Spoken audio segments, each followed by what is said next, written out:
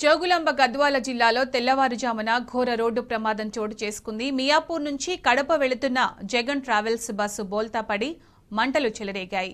ఈ ఘటనలో ఓ మహిళ సజీవ దహనం కాగా 12 మంది గాయపడ్డారు. గద్వాల్ బీచ్పల్లి పోలీస్ 10వ బెటాలియన్ సమీపంలో ఈ ప్రమాదం జరిగింది. బస్సు బోల్తా పడిన వెంటనే ప్రయాణికులందరూ బయటికి రాగా ఒక మహిళ మాత్రం అందులో చిక్కుకుపోయారు. బయటకు రాలేక ఆ మంటల ధాటికి అక్కడికక్కడే మృతి చెందారు. ఆమెను మెహదీపట్నానికి చెందిన మాలతీగా గుర్తించారు. ఇక ప్రమాదంపై సమాచారం అందుకున్న అగ్నిమాపక సిబ్బంది ఘటనా స్థలానికి చేరుకొని మంటల్ని అదుపులోకి తెచ్చారు.